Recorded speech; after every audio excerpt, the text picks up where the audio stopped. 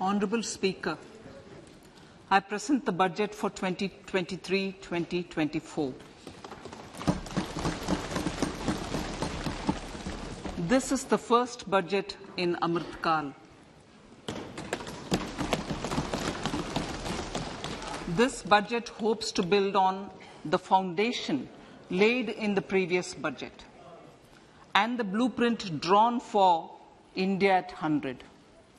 We envision a prosperous and inclusive India in which the fruits of development will reach all sections and citizens, especially our youth, women, farmers, OBCs, scheduled castes and scheduled tribes. In the 75th year of our independence, the world has recognized the Indian economy as a bright star. Our current year's economic growth is estimated to be at 7%. It is notable that this is the highest among all the major economies. This is in spite of the massive slowdown globally caused by COVID-19 and the war. The Indian economy is therefore on the right track and despite a time of challenges, heading towards a bright future. Today, as Indians stand with their head held high and the world appreciates India's achievements and successes, we are sure that elders who had fought for India's independence will, with joy, bless us in our endeavours going forward as well. Our focus on wide-ranging reforms and sound policies implemented through Sabka Prayas, resulting in Jan Bhagidari and targeted support to those in need, helped us perform well in trying times. India's rising global profile is because of the several accomplishments. Unique world-class digital public infrastructure, example, Aadhaar, CoWIN and UPI. COVID vaccination drive in unparalleled scale and speed, proactive role in frontier areas such as achieving the climate-related goals, Mission Life and National Hydrogen Mission. During the COVID-19 pandemic, we ensured that no one goes to bed hungry with a scheme to supply free food grains to over 80 crore persons for 28 months. Continuing our commitment to ensure food and nutritional security, we are implementing from 1st January 2023 a scheme to supply free food grain to all Antyodaya and priority households for the next 1 year. Under PM Garib Kalyan Anna Yojana, the entire expenditure of about 2 lakh crore will be borne by the central government. In these times of global challenges, the G20 presidency gives us a unique opportunity to strengthen India's role in the world economic order. With the theme of Vasudhaiva Kutumbakam, we are steering an ambitious people-centric agenda to address global challenges and to facilitate sustainable economic development. The government's efforts since 2014 have ensured for all citizens a better quality of life and life of dignity. The per capita income has more than doubled to 1.97 lakh rupees. In these 9 years, the Indian economy has increased in size from being 10th to 5th largest in the world. We have significantly improved our position as well as a well-governed and innovative country with a conducive environment for business as reflected in several global indices. we have made a significant progress in many sustainable development goals. The economy has become a lot more formalized, as reflected in the EPFO membership, more than doubling to 27 crore, and rupees 7,400 crore digital payments of 126 lakh crore rupees through UPI in 2022. The efficient implementation of many schemes with universalization of targeted benefits has resulted in inclusive development. Some of the schemes are 11.7 crore household toilets under Swachh Bharat mission, which is achieved, 9.6 crore LPG connections under Ujjwala, 220 crore COVID vaccination of 102 crore persons, 47.8 crore PM Jan Dhan bank accounts, insurance cover for 44.6 crore persons under PM Suraksha Bima and PM Jeevan Jyoti Yojana, and cash transfer of 2.2 lakh crores of rupees to 11.4 crore to over 11.4 crore farmers under PM Kisan Samman Nidhi. Our vision for the Amrit Kal includes technology-driven and knowledge-based economy with strong public finances and a robust financial sector. To achieve this, Jan Bhagidari through Sabka Saath, Sabka Prayas is essential. The economic agenda for achieving this vision focuses on three things. First, facilitating ample opportunities for citizens, especially the youth, to fulfill their aspirations. Second, providing strong impetus to growth and job creation. And third, strengthening macroeconomic stability. To service these focus areas in our journey to India at 100, we believe that the following four opportunities can be transformative during Amrit Kal. Economic empowerment of women. Deen Dayal Antyodaya Yojana National Rural Livelihood Mission has achieved remarkable success by mobilizing rural women into 81 lakh self-help groups. We will enable these groups to reach the next stage of economic empowerment through formation of large producer enterprises or collectives, with each having several thousand members and managed professionally. They will be helped with raw materials supply and for better design, quality, branding and marketing of their products. Through supporting these policies, they will be enabled to scale up their operations to serve the large consumer markets, as has been the case with the several startups growing into unicorns. PM Vishwakarma Kaushal Samman, PM Vikas. For centuries, traditional artisans and craftspeople who work with their hands using tools have brought renown for India. They are generally referred to as Vishwakarma. The art and the handicraft created by them represents the true spirit of Atmanirbhar Bharat. For the first time, a package of assistance for them has been conceptualized. The new scheme will enable them to improve the quality, scale, and reach of their products, integrating them with the MSME value chain.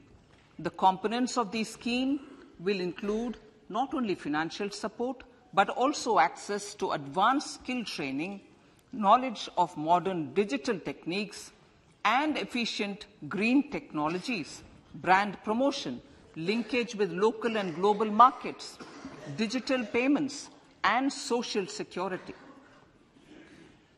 This will greatly benefit the scheduled castes, scheduled tribes, OBCs, women, and people belonging to the weaker sections. Tourism. The country offers immense attraction for domestic as well as foreign tourists. There is a large potential to be tapped in tourism.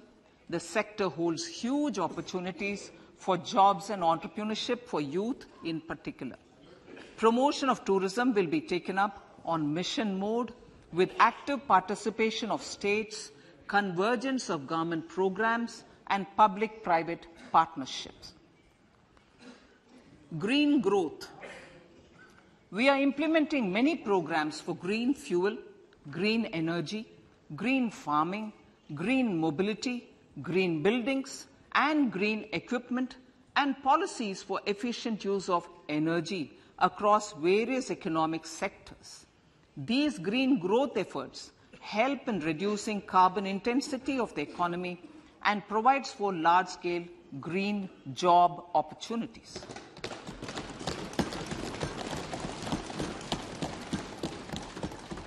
Priorities of this budget. The budget adopts the following 7 priorities. They complement each other and act as the Saptarishi guiding us through the Amritkal. Inclusive development, reaching the last mile, infrastructure and investment, unleashing the potential, green growth, youth power, and financial sector. I now speak on the priority number 1, inclusive development. The government's philosophy of Sabka Saath, Sabka Vikas has facilitated inclusive development covering in specific farmers, women, youth, OBCs, scheduled castes, scheduled tribes, Divyangjan, and economically weaker sections, and overall priority for the underprivileged, Vanchiton ko Variyata. There has also been a sustained focus on Jammu Kashmir, Ladakh, and the Northeast. This budget builds on those efforts. Digital public infrastructure for agriculture. Digital public infrastructure for agriculture will be built as an open source, open standard, and interoperable public good. This will enable inclusive farmer-centric solutions through relevant information services for crop planning and health, improved access to farm inputs, credit and insurance, help for crop estimation, market intelligence, and support for growth of agri-tech industry and startups.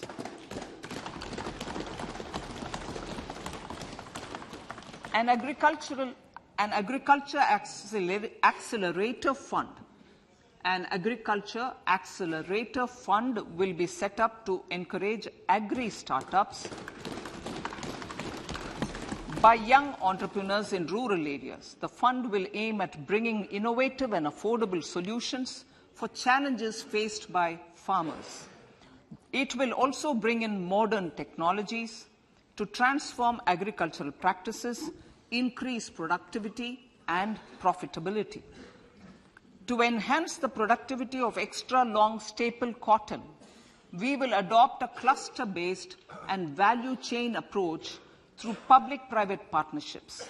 This will mean collaboration between farmers, state and industry for input supplies, extension services and market linkages. We will launch an Atmanirbhar Clean Plant program to boost availability of disease-free, quality planting material for high-value horticultural crops at an outlay of 2,200 crores. Global hub for millets, which are Sri Anna. India is the forefront.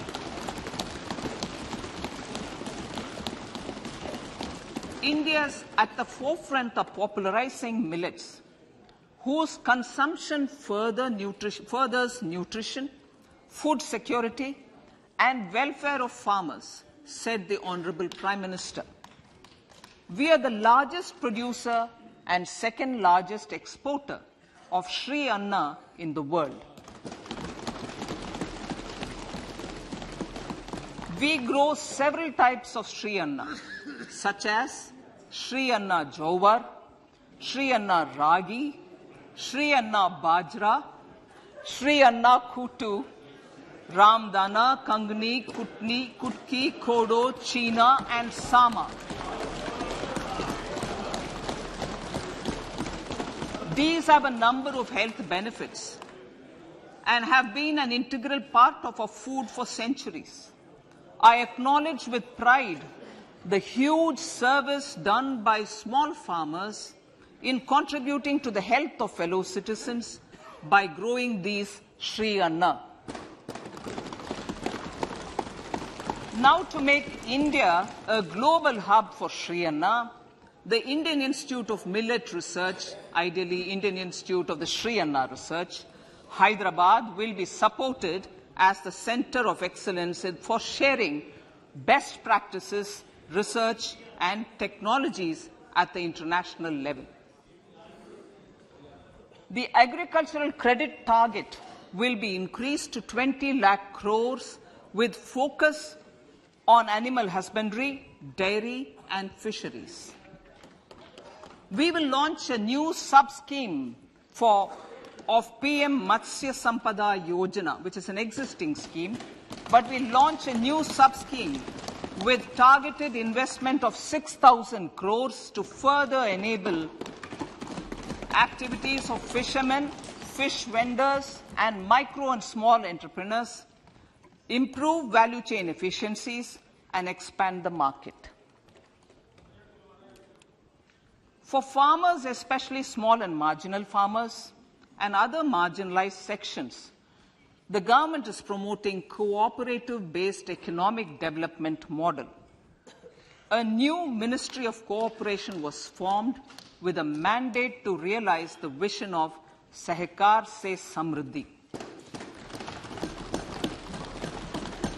To realize this vision, the government has already initiated computerization of 63,000 primary agricultural credit societies with an investment of 2,560 crores, 2,516 crores. In consultation with all the stakeholders and the states, model bylaws for PACS were formulated, enabling them to become multi-purpose PACS. A national cooperative database is being prepared for countrywide mapping of cooperative societies. With this backdrop, we will implement a plan to set up massive decentralized storage capacity.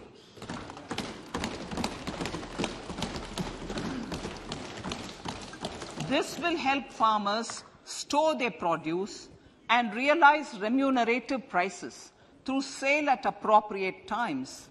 The government will also facilitate setting up of a large number of multipurpose cooperative societies, primary fishery societies, and dairy cooperative societies in uncovered panchayat and villages in the next 5 years.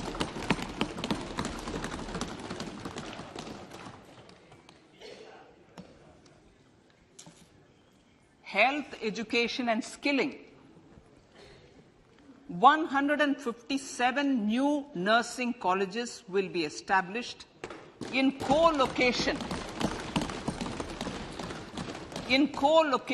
with the existing 157 medical colleges established since 2014. A mission to eliminate sickle cell anemia by 2047 will be launched. It will entail awareness creation, universal screening of 7 crore people in the age group of 0 to 40 years in affected tribal areas, and counseling through collaborative efforts of central ministries and state governments. Facilities in select ICMR labs, Indian Council for Medical Research Labs, will be made available for research by public and private medical college faculty and private sector R&D teams for encouraging collaborative research and innovation.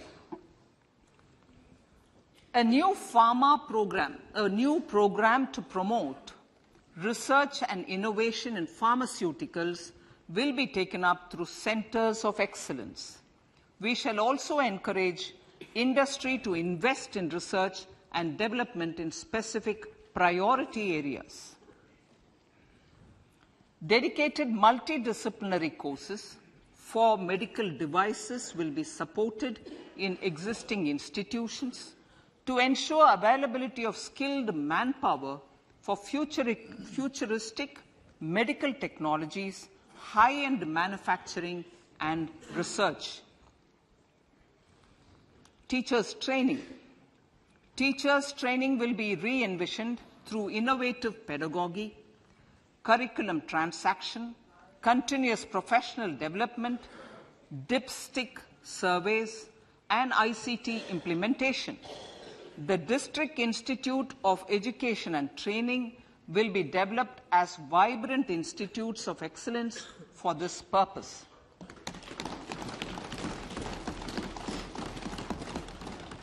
National Digital Library for Children and Adolescents. A National Digital Library for Children and Adolescents will be set up for facilitating availability of quality books across geographies, languages, genres, and levels, and device-agnostic accessibility. States will be encouraged to set up physical libraries for them at panchayat and ward levels and provide infrastructure for accessing the national digital library resources. Additionally, to build a culture of reading and to make up for pandemic time learning loss, the National Book Trust, the Children's Book Trust, and other sources will be encouraged to provide and replenish non-curricular titles in regional languages and in English to these physical libraries. Collaboration with NGOs that work in literacy will also be a part of this initiative to inculcate financial literacy. Financial sector regulators and organizations will be encouraged to provide age-appropriate reading material to these libraries. I move to priority 2, reaching the last mile. Prime Minister Vajpayee's government had formed the Ministry of Tribal Affairs and the Department of Development of Northeast Region to provide a sharper focus to the objective of reaching the last mile. Our government has formed the Ministries of Ayush, Fisheries, Animal Husbandry and Dairying, Skill Development, Jal Shakti and Cooperation. Building on the success of the Aspirational Districts program, the government has recently launched the Aspirational Blocks program, covering 500 blocks for saturation of essential government services across multiple domains such as health, nutrition, education, agriculture, water resources, financial inclusion, skill development, and basic infrastructure. Manya Speaker, Sir, Pradhan Mantri PVTG, which is Primitive Vulnerable Tribal Groups Development Mission, is being launched. To improve socio-economic conditions of the particularly vulnerable tribal groups, the PVTGs as we refer them to, Pradhan Mantri PVTG Development Mission will be launched. This will saturate PVTG families and habitations with basic facilities such as safe housing, clean drinking water and sanitation, improved access to education, health, nutrition, road and telecom connectivity, and sustainable livelihood opportunities. An amount of 15,000 crores will be made available to implement the mission in the next 3 years under the Development Action Plan for the Scheduled Tribes. Ekalavya Model Residential Schools. In the next 3 years, Center will recruit 38,800 teachers and support staff for the 740 Ekalavya Model Residential Schools, which is serving 3.5 lakh tribal students.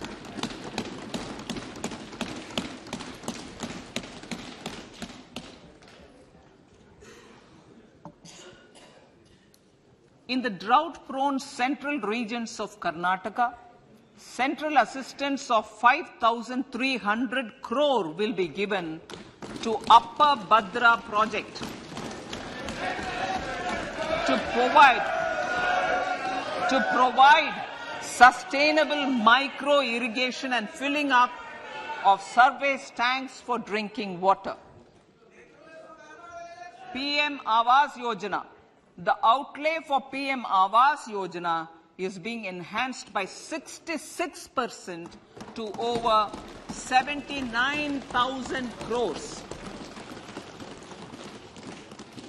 Bharat Shared Repository of Inscriptions will be set up in a digital epigraphy museum with digitization of 1 lakh ancient inscriptions in the first stage. Support for poor prisoners. For poor persons who are in prisons and unable to afford the penalty or the bail amount, required financial support will be provided.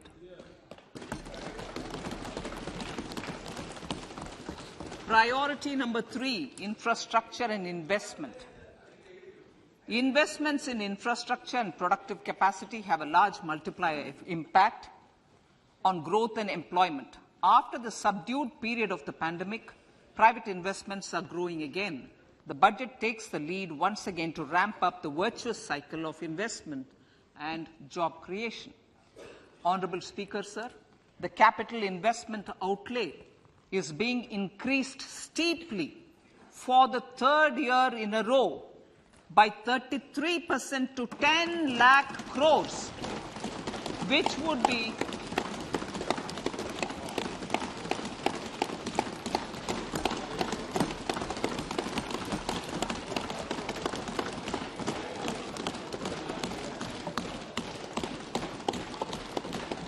which would be 3.3% of GDP.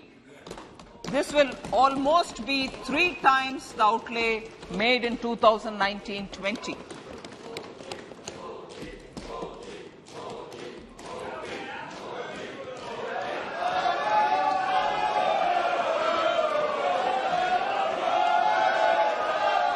This substantial increase in recent years is central to the government's efforts to enhance growth potential and job creation, crowd in private investments, and provide a cushion against global headwinds.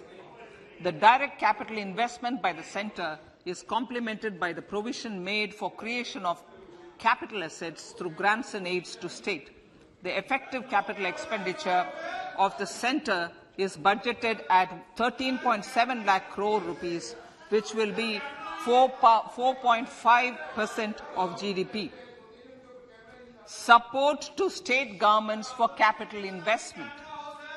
I have decided to continue the 50-year interest-free loan to state governments for 1 more year to spur investment in infrastructure and to incentivize them for complementary policy actions with a significantly enhanced outlay of 1.3 lakh crores.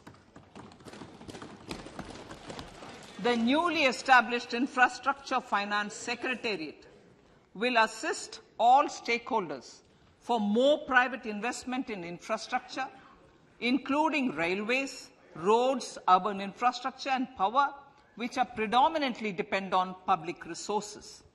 The harmonized master list of infrastructure will be reviewed by an expert committee for recommending the classification and financing framework suitable for Amrit Kal. A capital outlay, I'm talking about railways now, sir, Honorable Speaker, railways. A capital outlay of 2.40 lakh crores has been provided for the railways. This is the highest ever outlay this highest ever outlay is about 9 times the outlay made in 2013-14. 100 critical transport infrastructure projects for last and first mile connectivity for ports, coal, steel, fertilizer and food grain sectors have been identified. They will be taken up on priority with investment of 75,000 crores, including 15,000 crore from private sources. 50 additional airports, heliports, water aerodromes, and advanced landing grounds will be revived for improving regional air connectivity.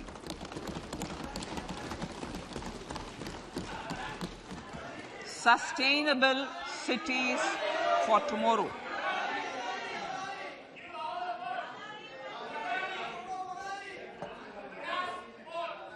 States and cities will be encouraged to undertake urban planning reforms and actions to transform our cities into sustainable cities of tomorrow. This means efficient use of land resources, adequate resources for urban infrastructure, transit-oriented development, enhanced availability and affordability of urban land and opportunities for all. Through property tax governance reforms and ring-fencing user charges on urban infrastructure, cities will be incentivized to improve their creditworthiness for municipal bonds. Like the RIDF, an Urban Infrastructure Development Fund will be established through use of priority sector lending shortfall. This will be managed by the National Housing Bank and will be used by public agencies to create urban infrastructure in Tier 2 and Tier 3 cities. States will be encouraged to leverage resources from the grants of the 15th Finance Commission as well as existing schemes to adopt appropriate user charges while accessing the UIDF. We expect to make available 10,000 crore rupees per annum for this purpose. All cities and towns will be enabled for 100% mechanical desludging of septic tanks and sewers to transition from manhole to machine hole mode.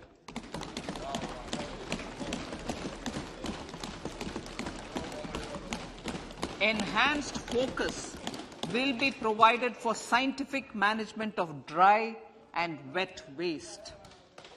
Honorable Speaker, sir, our Prime Minister had said, good governance is the key to a nation's progress. Our government is committed to providing a transparent and accountable administration which works for the betterment and welfare of common citizens. Mission Karma Yogi. Under Mission Karma Yogi, Centre, states and the Union territories are making and implementing capacity building plans for civil servants. The government has also launched an integrated online training platform, I Got Karma Yogi, to provide continuous learning opportunities for lakhs of government employees to upgrade their skills and facilitate people-centric approach.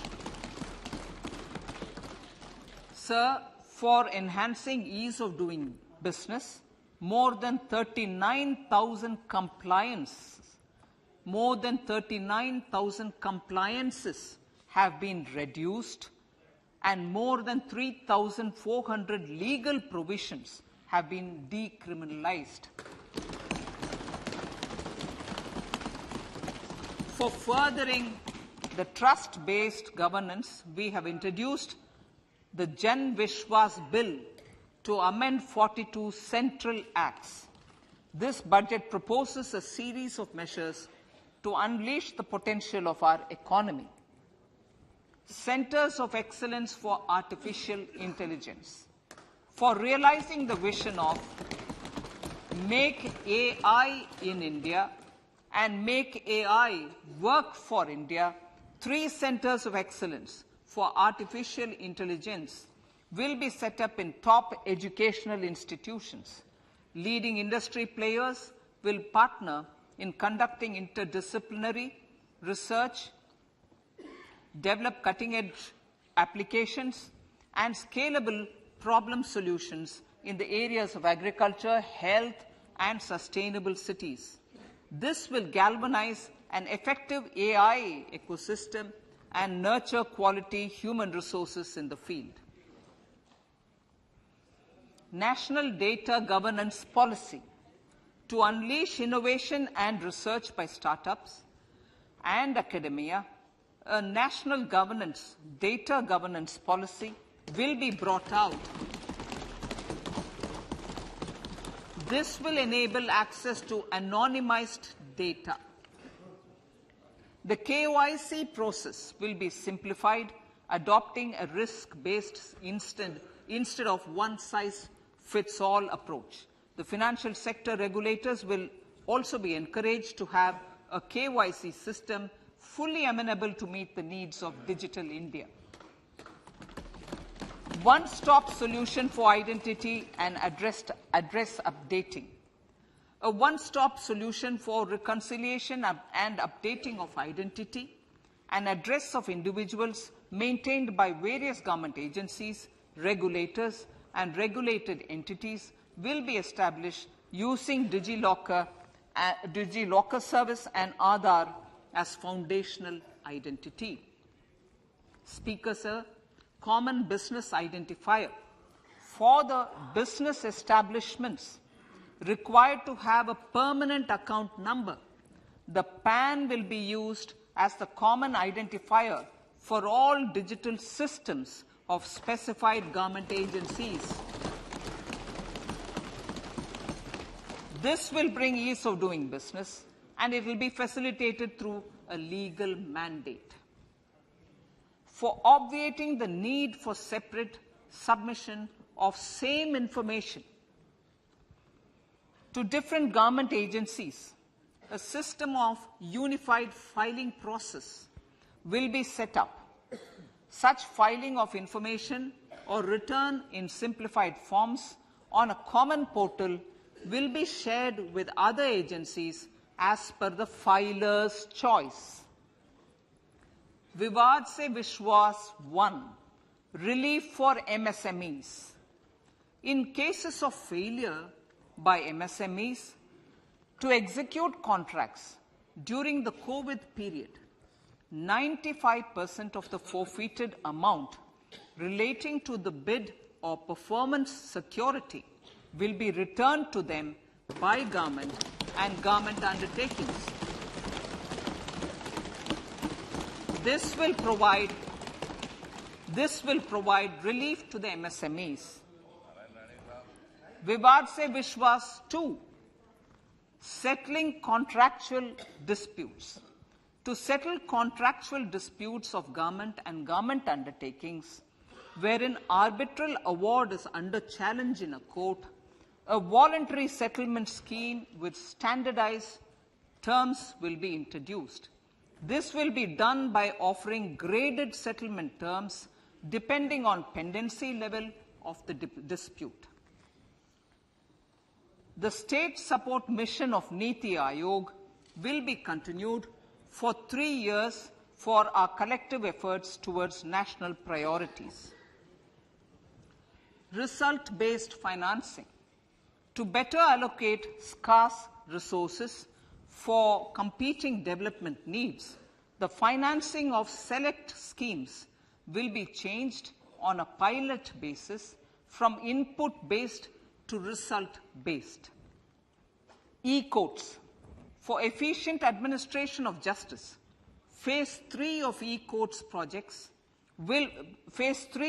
e-courts project will be launched with an outlay of 7,000 crores. Fintech services in India have been facilitated by our digital public infrastructure, including Aadhaar, PM Jan Dhan Yojana, Video, KYC, India Stack, and UPI.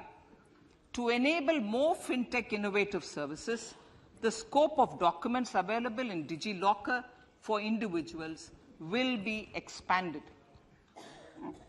An entity, DigiLocker, will be set up for the use by MSMEs, large businesses, and also charitable trusts.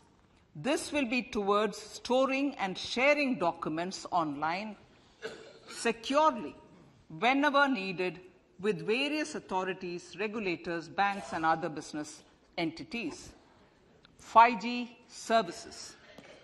100 labs for developing applications using 5G services will be set up in engineering institutions.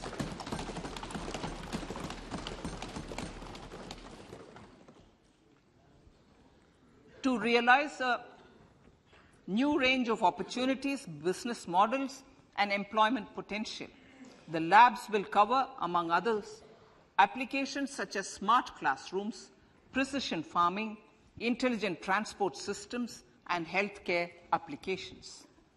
Lab-grown diamonds. Lab-grown diamonds is a technology and innovation-driven emerging sector with high employment potential. These environment-friendly diamonds, which have optically and chemically the same properties as natural diamonds. To encourage indigenous production of LGD, lab-grown diamond seeds and machines, and to reduce import dependency, a research and development grant will be provided to one of the IITs for 5 years. To reduce the cost of production, a proposal to review the custom duty on LGD seeds will be indicated in Part B of the speech. I come to the fifth priority, Honourable Speaker, sir, green growth.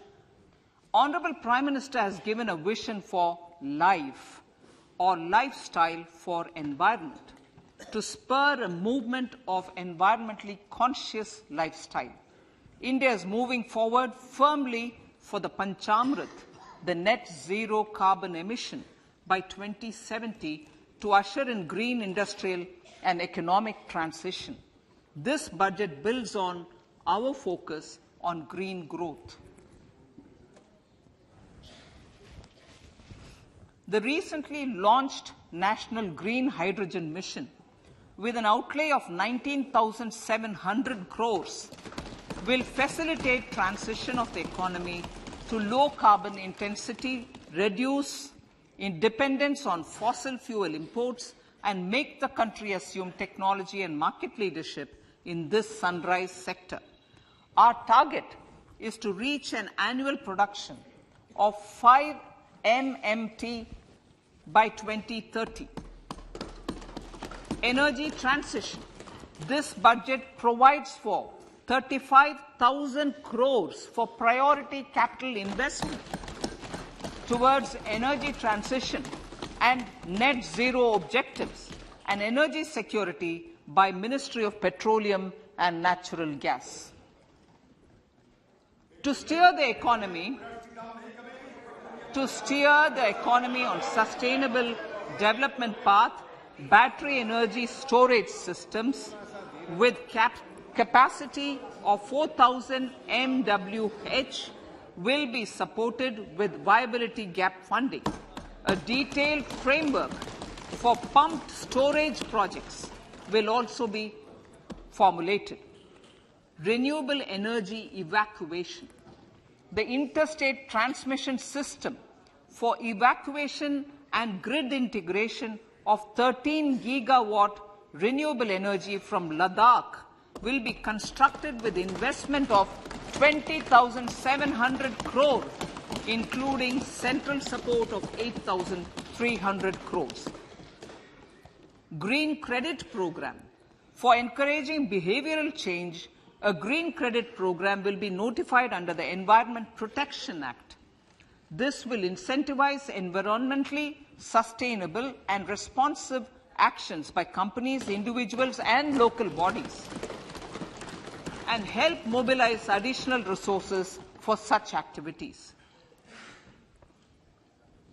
PM Program for Restoration, Awareness, Nourishment, and Amelioration of Mother Earth, PM Pranam, will be launched to incentivize states and union territories to promote alternative fertilizers and balanced use of chemical fertilizers. Go Bardhan Scheme. 500 new waste-to-wealth plants under Go Bardhan, galvanizing organic bio-agro resources done. Go Bardhan scheme will be established for promoting circular economy. These will include 200 compressed biogas plants, including 75 plants in urban areas, and 300 community or cluster-based plants at a total investment of 10,000 crores. I will refer to this in Part B also. In due course, a 5% CBG mandate will be introduced for all organizations marketing natural and biogas. For collection of biomass and distribution of biomanure, appropriate fiscal support will also be provided. Bharatiya Prakritik Kheti Bio Input Resource Centers. Over the next 3 years, we will facilitate 1 crore farmers to adopt natural farming. For this, Honorable Speaker, 10,000 bio input resource centers will be set up, creating a national level distributed micro-fertilizer and pesticide manufacturing network. Mishti.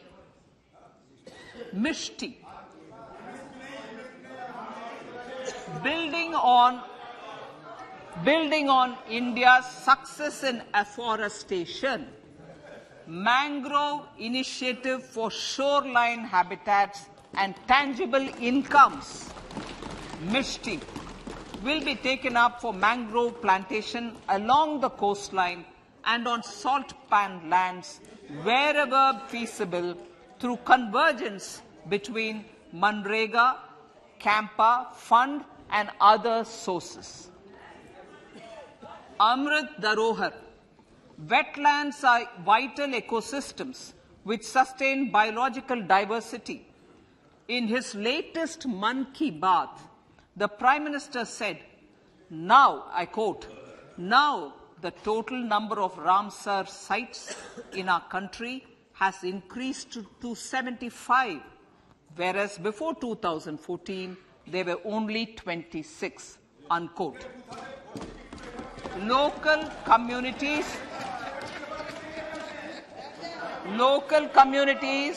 have always been at the forefront of conservation efforts.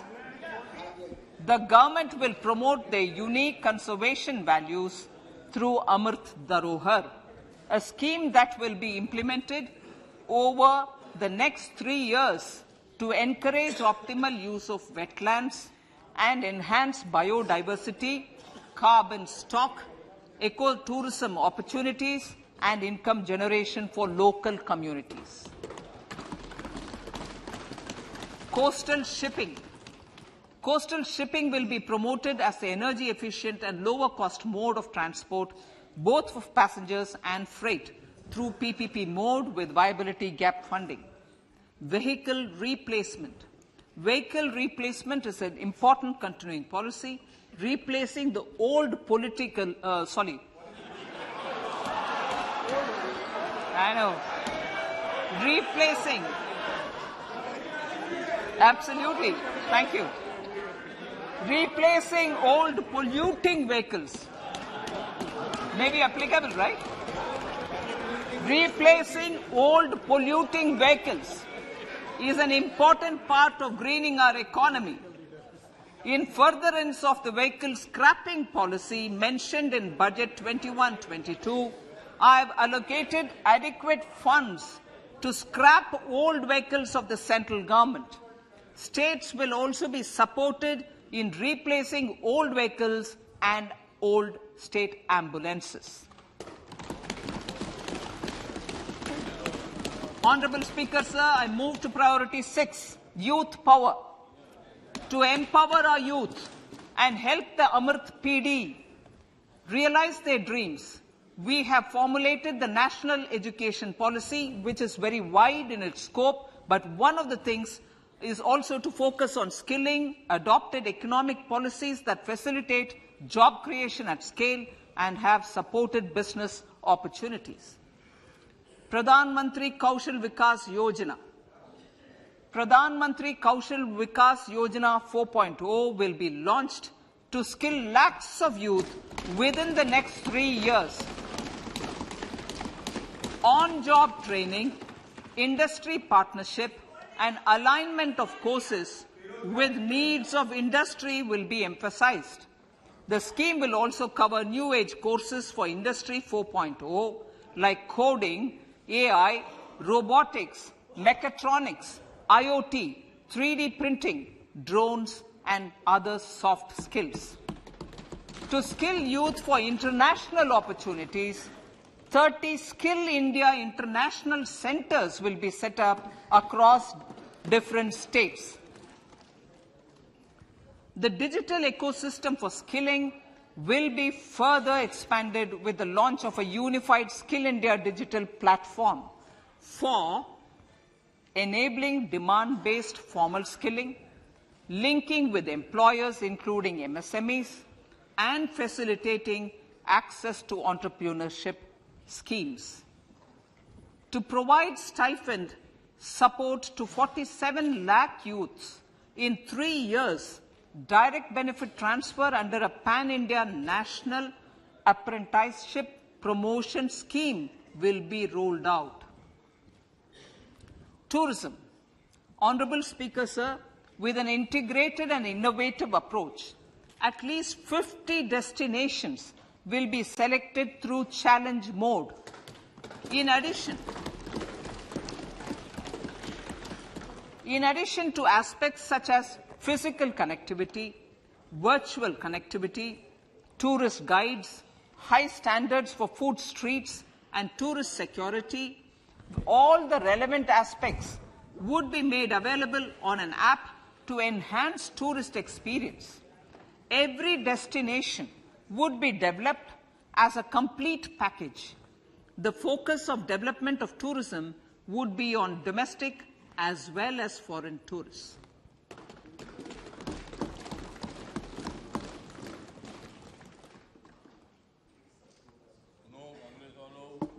Sector-specific skilling and entrepreneurship development will be dovetailed to achieve the objectives of Dekho Apna Desh initiative.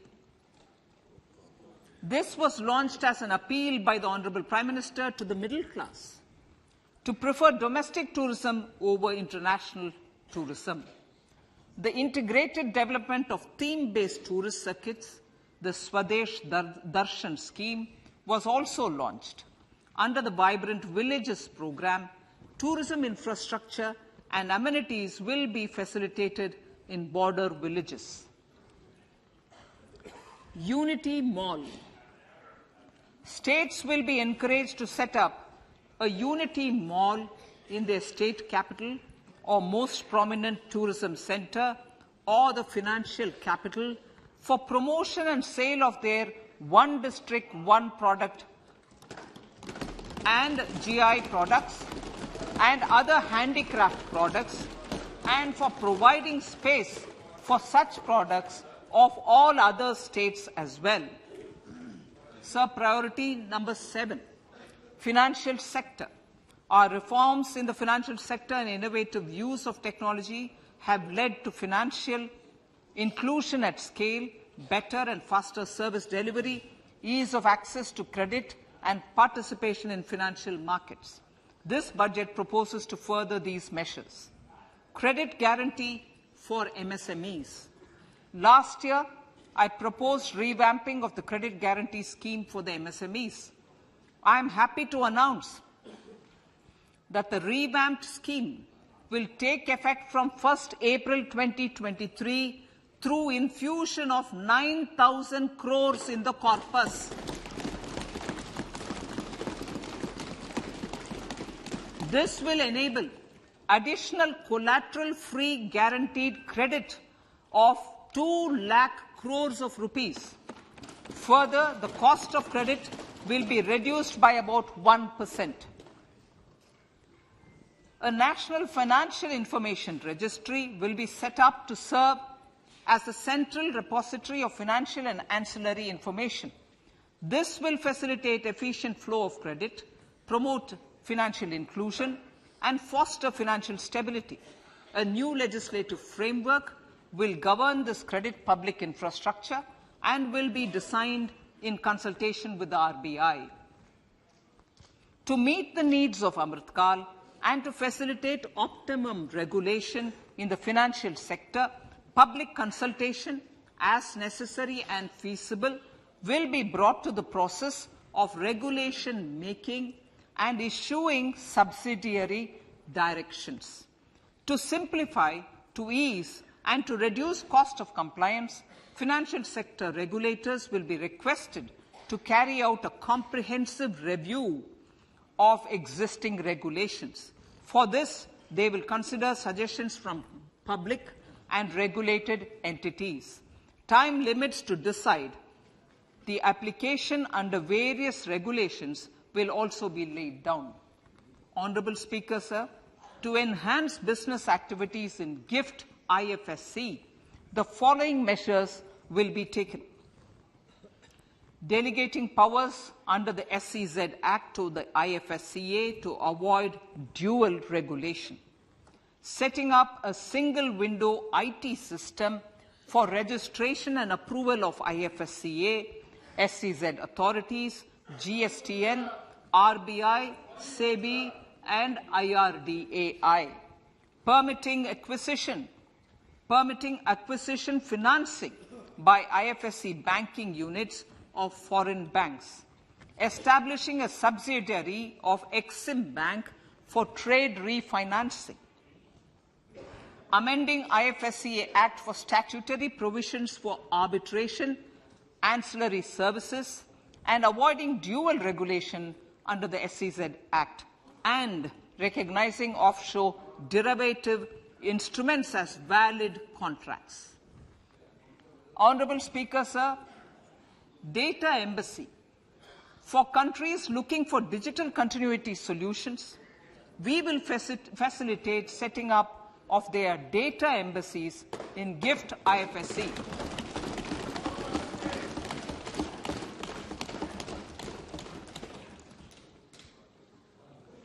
Improving governance and investor protection in banking sector. To improve bank governance and enhance investors' protection, certain amendments to the Banking Regulation Act, the Banking Companies Act, and the Reserve Bank of India Act are being proposed. Capacity building in securities market. Honourable Speaker, sir, to build capacity of functionaries and professionals in the securities market, SEBI will be empowered to develop, regulate, maintain, and enforce norms and standards for education in the National Institute of Securities Markets and to recognize award of degrees, diplomas, and certificates. A central processing center will be set up for faster response to companies through centralized handling of various forms filed with field officers under the Companies Act. reclaiming of shares and dividends. For investors to reclaim unclaimed shares and unpaid dividends from the Investor Education and Protection Fund Authority with ease, from the Investor Education and Protection Fund Authority with ease, an integrated IT portal will be established. Digital payments continue to find wide acceptance. In 2022, they show an increase of 76% in transaction and 91% in value. Fiscal support for this digital public infrastructure will continue in 2023-2024. Azadi Ka Amrit Mahotsav, Mahila Samman Bachat Patra. For commemorating Azadi Ka Amrit Mahotsav, a one-time new small savings scheme, Mahila Samman Savings Patra or Savings Certificate, Mahila Samman Savings Certificate will be made available for a 2-year period up to March 2025.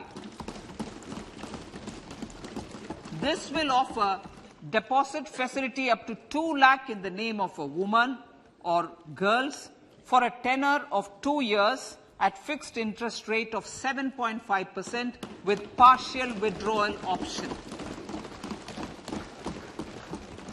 Senior citizens. The maximum deposit limit for senior citizens savings scheme will be enhanced from 15 lakh to 30 lakhs of rupees. The maximum deposit limit for monthly income account scheme will be enhanced from 4.5 lakh to 9 lakh for single account and from 9 lakh to 15 lakh for joint account. Honorable Speaker, sir, fiscal management. 50 years interest-free loan to states. The entire 50-year loan to states has to be spent on capital expenditure within 2023-24. Most of this will be at the discretion of the states, but a part will be conditional on states increasing their actual capital expenditure.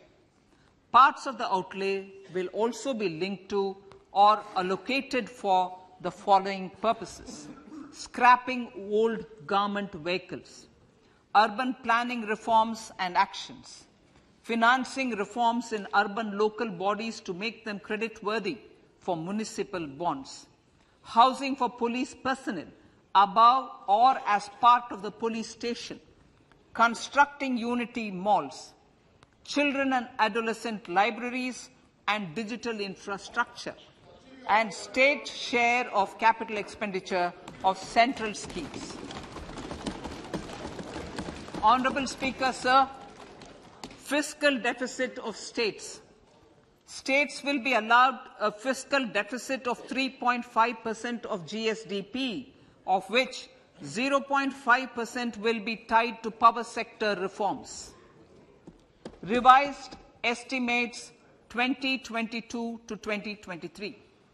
The revised estimate, Honorable Speaker, sir, of the total receipts other than borrowing is 24.3 lakh crores, of which the net tax receipts are 20.9 lakh crores. The revised estimate of the total expenditure is 41.9 lakh crores of rupees, of which the capital expenditure is about 7.3 lakh crores. The revised estimate of the fiscal deficit is 6.4% of GDP, adhering to the budget estimate. So budget estimates of 2023-24. Coming to 2023-24, the total receipts other than borrowings and the total expenditure are estimated at 27.2 lakh crores and 45 lakh crores respectively. The net tax receipts are estimated at 23.3 lakh crores. The fiscal deficit is estimated to be 5.9% of the GDP. In my budget speech for 21-22, I had announced that we plan to continue the path of fiscal consolidation, reaching a fiscal deficit of below 4.5% by 2025-26, with a fairly steady decline over the period. We have adhered to this path, and I reiterate my intention to bring the fiscal deficit below 4.5% of GDP by 2025-26. To finance the fiscal deficit in 2023-24, the net market borrowings from dated securities are estimated at 11.8 lakh crores. The balance financing is expected to come from small savings and other sources. The gross market borrowings are estimated at 15.43 lakh crores of rupees. Honourable Speaker, sir, I now move to Part B.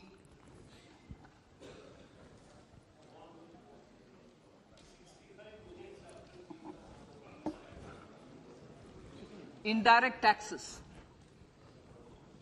My indirect tax proposals will aim to promote exports, boost domestic manufacturing, enhance domestic value addition, encourage green energy and mobility.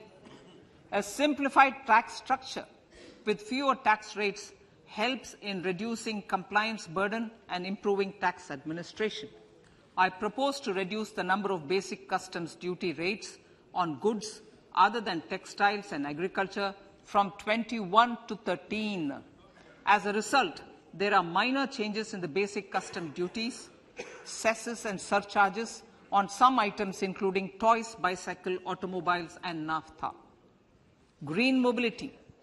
To avoid cascading of taxes on blended compressed natural gas, I propose to exempt excise duty on GST paid compressed biogas contained in it. To further provide impetus to green mobility, customs duty exemptions is being extended to import of capital goods and machinery required for manufacture of lithium-ion cells for batteries used in electrical vehicles as well. Electronics. As a result of various initiatives of the government, including phased manufacturing program, mobile phone production in India has increased from 5.8 crore units valued at about 18,900 crore in 2014-15 to 31 crore units valued at 2,75,000 crore in the last financial year. To further deepen domestic value addition in manufacturing of mobile phones, I propose to provide relief to customs duty. I propose to provide relief in customs duty on import of certain parts and inputs like camera lens, and continue the concessional duty on lithium-ion cells for batteries for another year. Similarly, to promote value addition in manufacture of televisions, I propose to reduce the basic customs duty on parts of open cells of TV panels to 2.5%. Electrical. To rectify inversion of duty structure and encourage manufacturing of electric kitchen chimneys, the basic custom duty on electric kitchen chimney is being increased from 7.5% to 15%, and that on heat coils for these is proposed to be reduced from 20% to 15%. Chemicals and petrochemicals. Denatured ethyl alcohol is used in chemical industry. I propose to exempt basic customs duty on it. This will also support the ethanol blending program and facilitate an endeavour for energy transition. Basic customs duty is also being reduced on acid-grade fluorospar from 5% to 2.5% to make the domestic fluorochemicals industry competitive. Further, the basic customs duty on crude glycerine for use in manufacture of epichlorohydrin is proposed to be reduced from 7.5% to 2.5%.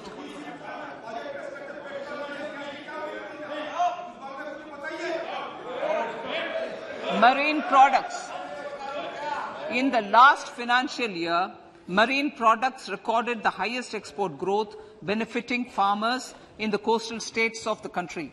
To further enhance the export competitiveness of marine products, particularly shrimps, duty is being reduced on key inputs for domestic manufacture of shrimp feed. India is a global leader, as I said in Part A, in cutting and polishing of natural diamonds, contributing about 3/4 of the global turnover by value. With the depletion of deposits of natural diamonds, the industry is moving towards lab-grown diamonds, and it holds huge promise. To seize this opportunity, I propose to reduce the basic customs duty on seeds used in their manufacture. Customs duties on door or doré and bars of gold and platinum were increased earlier this fiscal. I propose to increase the duties on articles made therefrom to enhance the duty differential. I also propose to increase the import duty on silver doors, bars and articles to align them with that on gold and platinum. To facilitate availability of raw materials for the steel sector, exemptions from basic custom duty on raw materials for manufacture of CRGO steel, ferrous scrap and nickel cathode is being continued. Similarly, the concessional BCD of 2.5% on copper scrap is also being continued to ensure the availability of raw materials for secondary copper producers who are mainly in the MSME sectors. Compounded rubber. The basic custom duty rate on compounded rubber is being increased from 10% to 25% or 30 kg, whichever is lower, at par with that of natural rubber other than latex, to curb circumvention of duty. Cigarettes. National calamity contingent duty on specified cigarettes was last revised 3 years ago. This is proposed to be revised upwards by about 16%. Direct taxes. I now come to my direct tax proposals. Honourable Speaker, these proposals aim to maintain continuity and stability of taxation, further simplify and rationalize various provisions to reduce the compliance burden, promote the entrepreneurial spirit and provide tax relief to citizens. It has been constant endeavour of the Income Tax Department to improve taxpayers' services by making compliance easy and smooth. Our taxpayers portal received a maximum of 72 lakh returns in a day, processed more than 6.5 crore returns this year. Average processing period reduced from 93 days in financial year 13-14 to 16 days only now. And 45% of the returns were processed within 24 hours. We intend to further improve this, roll out the next generation common IT return form for taxpayer convenience, and also plan to strengthen the grievance redressal mechanism. MSMEs and professionals. MSMEs are growth engines of our economy. Micro enterprises with turnover up to 2 crore of rupees and certain professionals with turnover of up to 50 lakh rupees can avail the benefit of presumptive taxation. I propose to provide enhanced limits of 3 crore and 75 lakh respectively to the taxpayers whose cash receipts are no more than 5%. Whose cash receipts are no more than 5%. Moreover, to support MSMEs in timely receipt of payments, I propose to allow deduction for expenditure incurred on payments made to them only when payment is actually made. Cooperation. Cooperation is a value to be cherished.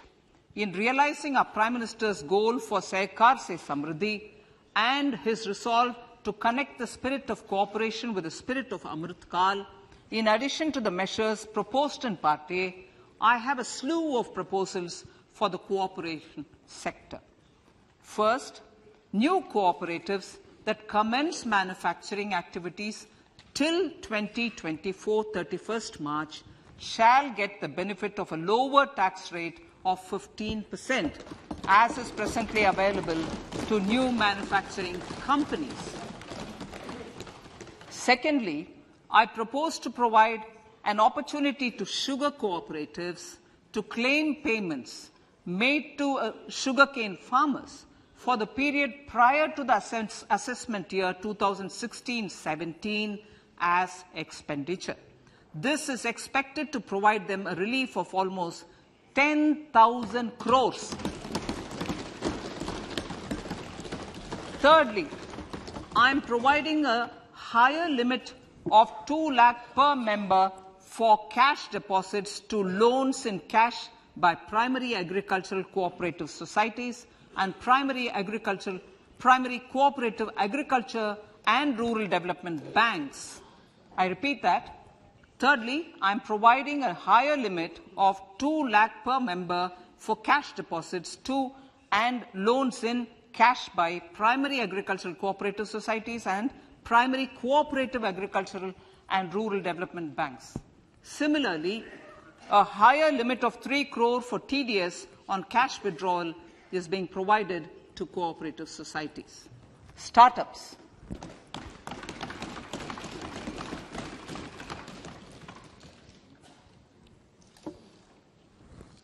Entrepreneurship is vital for a country's economic development. We have taken a number of measures for startups and they have borne results. India is now the third largest ecosystem for startups globally and ranks second in innovation quality among middle-income countries. I propose to extend the date of incorporation for income tax benefits to startups from 31/3/2023 to 31/3/2024. I further propose to provide the benefit of carry forward of losses on change of shareholding of startups from 7 years of incorporation to 10 years.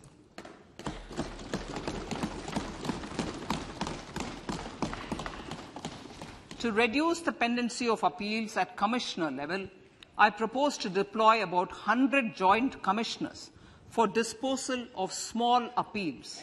We shall also be more selective in taking up cases for scrutiny of returns already received this year.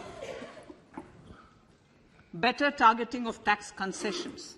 For better targeting of tax concessions and exemptions, I propose to cap deduction from capital gains on investment in residential house under Section 54 and Section 54F to 10 crores. Another proposal with similar intent is to limit income tax exemption from proceeds of insurance policies with very high value. Rationalization. Honourable Speaker, sir, there are a number of proposals relating to rationalization and simplification. Income of authorities, boards, and commissions set up by statutes of union or state for the purpose of housing, development of cities, towns, and villages, and regulating and developing an activity or matter is proposed to be exempted from income tax. Other major measures in this direction are removing the minimum threshold of 10,000 for TDS and clarifying taxability relating to online gaming, not treating conversion of gold into electronic gold receipts and vice versa as capital gains, reducing the TDS rate from 30% to 20% on taxable portion of EPF withdrawals in non-PAN cases, and taxation on income for market-linked debentures. Other major proposals in the finance bill relate to the following: extension of period of tax benefits to funds relocating to IFSC, GIFT City till 31/3/2025, decriminalization under Section 276A of the Income Tax Act, allowing carry forward of losses on strategic disinvestment, including that of IDBI Bank, and providing EEE status to Agnivir Fund. Personal income tax.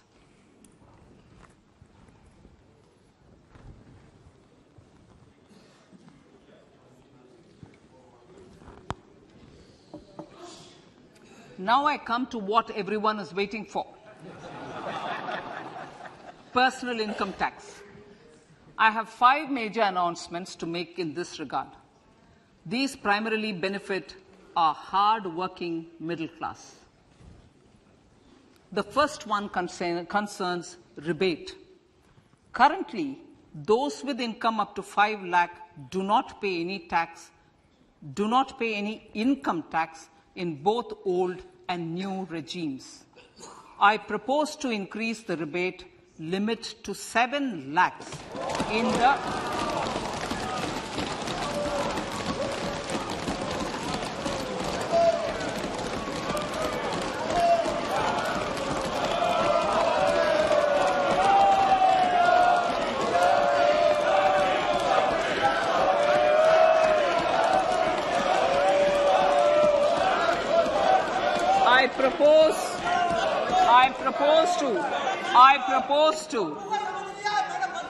I propose to increase the rebate limit to 7 lakh in the new tax regime. Thus, persons in the new tax regime with income up to 7 lakhs will not have to pay any tax at all. The second proposal relates to middle-class individuals. I had introduced in the year 2020 the new personal income tax regime with 6 income slabs starting from 2.5 lakh. I propose to change the tax structure in this regime by reducing the number of slabs to 5 and increasing the tax exemption limit to 3 lakhs. The new tax rates are 0 to 3 lakh, nil. 3 to 6 lakhs, 5%. 6 to 9 lakhs, 10%. 9 to 12 lakh, 15%. 12 to 15 lakhs, 20%. And above 15 lakhs, 30%. This will provide major relief to all taxpayers in the new regime. An individual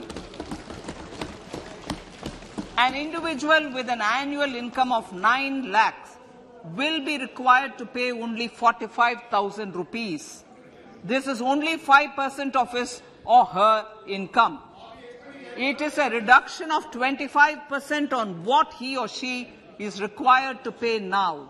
That is 60,000. So in the place of 60,000, it is now only 45,000. Similarly, an individual with an income of 15 lakh rupees would be required to pay only 1.5 lakh or 10% of his income or her income, a reduction of 20% from the existing liability of 1,87,500 rupees. My third proposal is for the salaried class and the pensioners, including family pensioners, for whom I propose to extend the benefit of standard deduction to the new tax regime. Each salaried person with an income of 15.5 lakh rupees or more will thus stand to benefit by 52,500 rupees. My fourth announcement in personal income tax is regarding the highest tax rate, which in our country is 42.74%. This is among the highest in the world. I propose to reduce the highest surcharge. Rate from 37% to 25% in the new tax regime.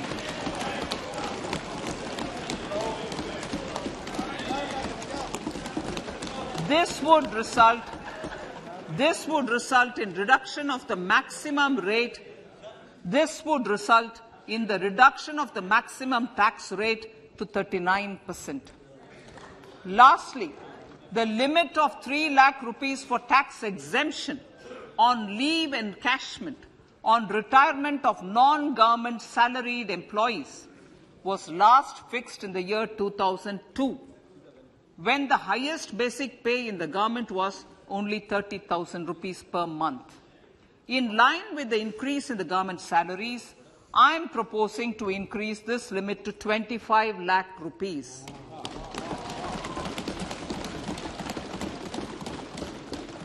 We are also making the new income tax regime as the default tax regime. However, citizens will continue to have the option to avail the benefit of the old tax regime. Apart from these, I am also making some other changes as given in the annexure. As a result of these proposals, revenue of about 38,000 crore to 37,000 crore in direct taxes and rupees 1,000 crore in indirect taxes will be foregone, while revenue of about 3,000 crore will be additionally mobilized. Thus, the total revenue foregone is about 35,000 crores annually. Honorable Speaker, sir, with these words, I commend the budget to this August House.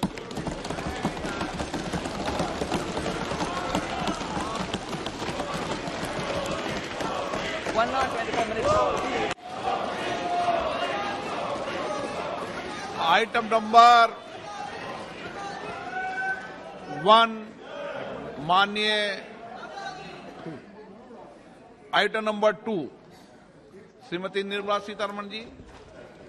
Sir, with your permission, I lay on the table of the following statements. Under Section 3(1) of the Fiscal Responsibility Budget Management Act 2003, 1. Medium-term fiscal policy cum fiscal policy strategy statement and macroeconomic framework statement.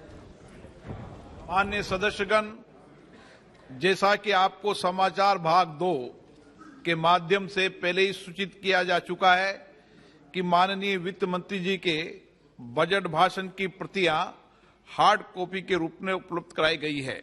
आप budget भाषण की अपनी अपनी प्रति प्रकाशन पलक से ले लें.